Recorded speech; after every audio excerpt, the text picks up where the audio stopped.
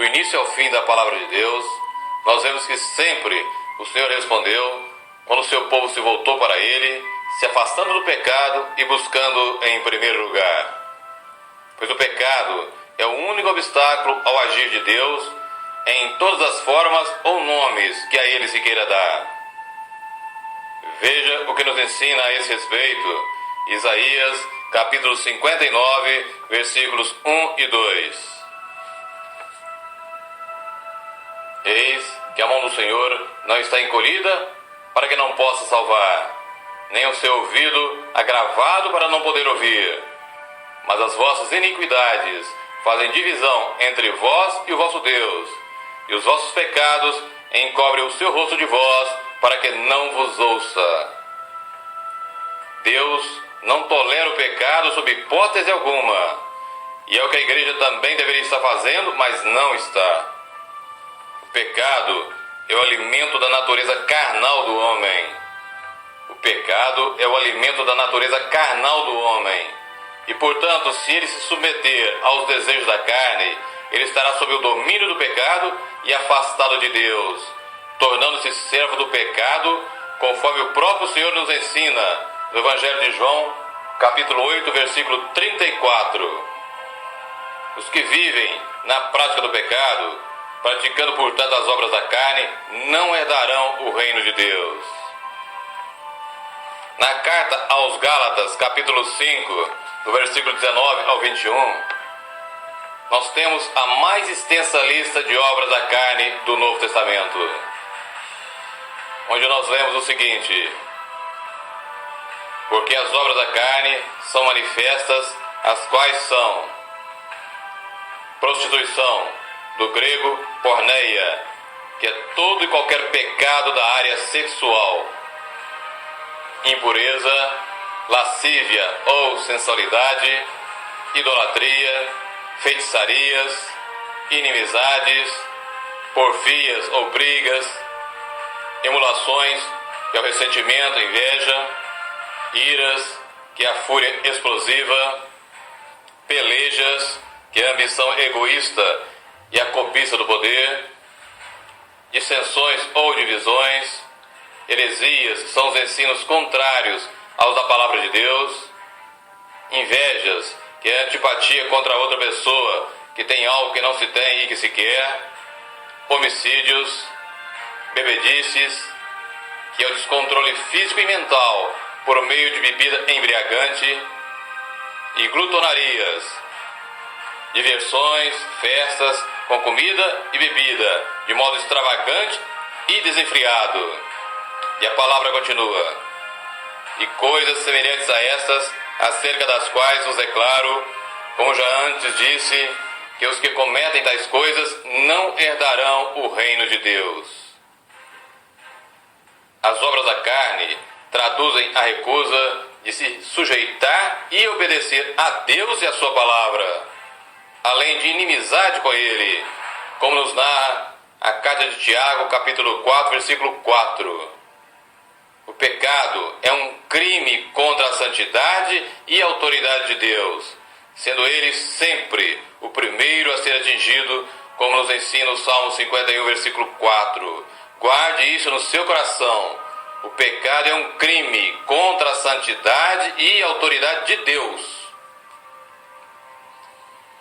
A palavra de Deus nos diz, na carta aos Romanos, capítulo 6, versículo 11, que se alguém é um verdadeiro cristão, ele morreu para o pecado e vive para Cristo. E, portanto, a natureza carnal pecaminosa precisa ser não só resistida, mas também mortificada através de uma luta espiritual contínua, que o verdadeiro cristão trava através do poder do Espírito Santo, como lemos em Gálatas capítulo 5, versículo 16. Pois é impossível obedecer à carne e ao Espírito do Senhor ao mesmo tempo. Se alguém deixa de resistir e de lutar pelo poder do Espírito Santo contra seus desejos pecaminosos, passando a viver segundo a carne, torna-se inimigo de Deus, como já disse, e a morte espiritual e eterna o aguarda. E aqui cabe a advertência da carta aos Hebreus, capítulo 12, versículo 4, onde nós vemos o seguinte: ainda não resististe até o sangue, combatendo contra o pecado.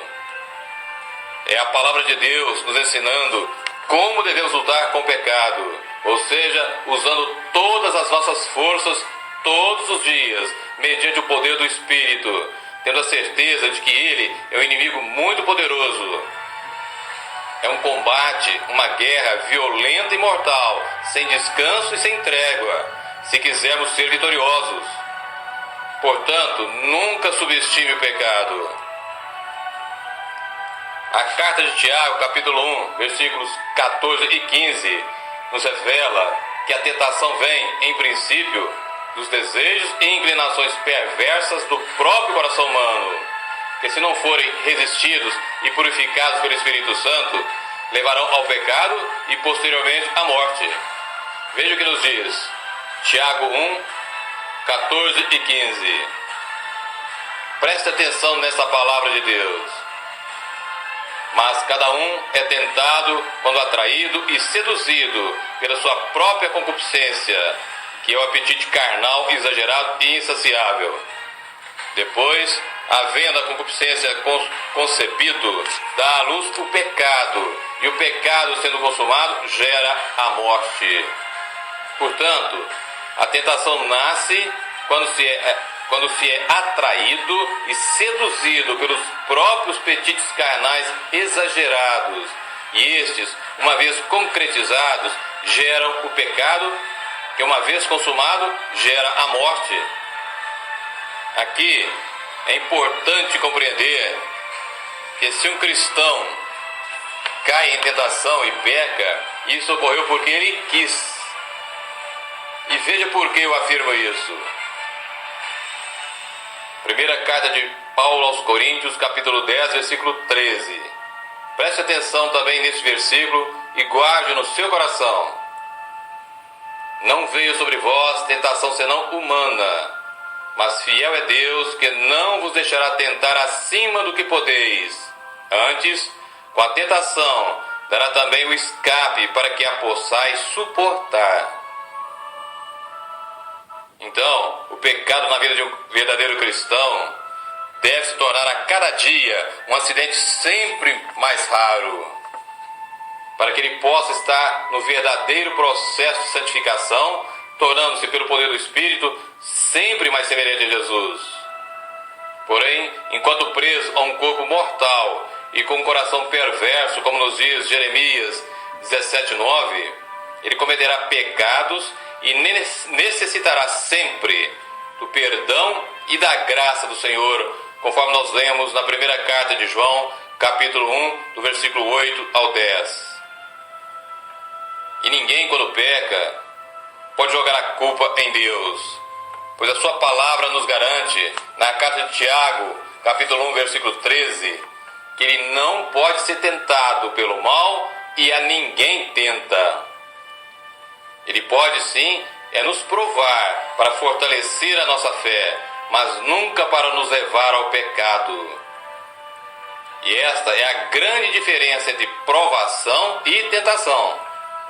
A provação nos fortalece e nos aproxima de Deus, e a tentação nos leva ao pecado.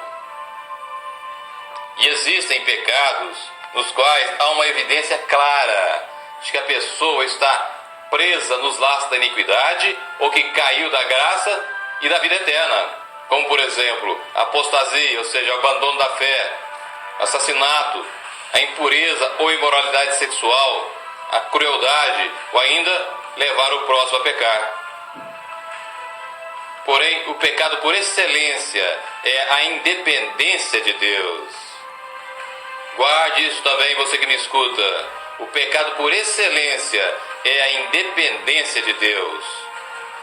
É o espírito de autossuficiência que não reconhece Deus como Senhor, nem a sua palavra como autoridade suprema. E a pessoa procura exaltar, glorificar e promover a si mesma, julgando não depender de ninguém.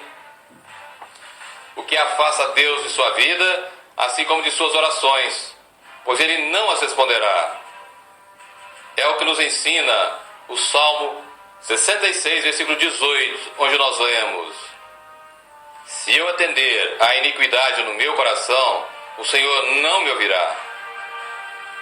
E na carta de Tiago, capítulo 4, versículo 6, e na primeira carta de Pedro, capítulo 5, versículo 5, nós vemos a atitude do Altíssimo Deus frente à soberba e orgulho, quando nós lemos que Ele resiste aos soberbos e dá, porém, a sua graça aos humildes.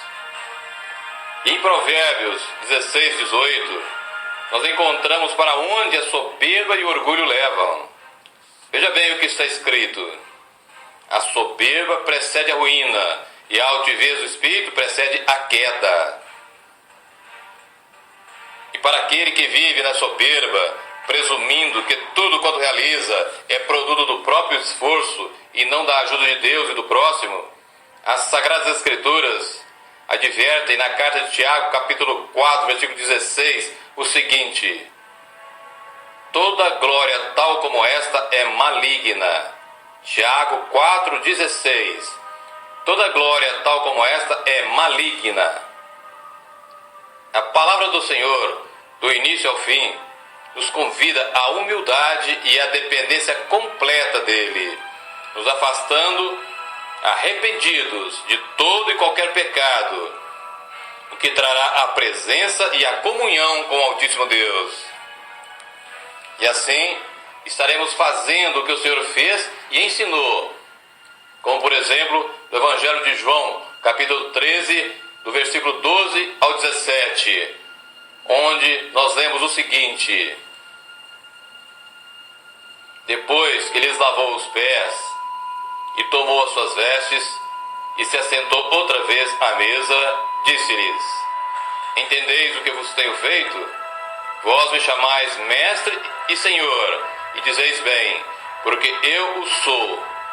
Ora, se eu, senhor e mestre, vos lavei os pés, vós deveis também lavar os pés uns dos outros, porque eu vos dei o exemplo, para que assim como eu vos fiz, façais vós também. Na verdade vos digo que não é o servo maior do que o seu senhor, nem o enviado maior do que aquele que o enviou. Se sabeis essas coisas, bem-aventurados sois se as fizerdes. Veja bem a advertência final do Senhor: se sabeis essas coisas, bem-aventurados sois se as fizerdes. Portanto, não adianta somente saber, mas é necessário fazer, praticar. Eu aprendo aqui então que não há como um verdadeiro cristão viver na prática do pecado e principalmente da soberba e do orgulho. E devemos então seguir o conselho de Salomão em Provérbios 4:23, onde nós lemos o seguinte: sobre tudo que se deve guardar, guarda o teu coração, porque dele procedem as saídas da vida. Afaste-se, você que me ouve, de todo e qualquer tipo de pecado, pois o Deus Altíssimo não tolera nenhum tipo de pecado. Afaste-se e se submeta a Deus. Arrependa dos seus pecados, refazendo a sua aliança com Ele se necessário, sabendo que o Deus Todo-Poderoso te quer para Ele, como um filho bem amado, mas Ele não pode, em hipótese alguma, e não terá comunhão com qualquer ato, com qualquer palavra, com qualquer pensamento maligno.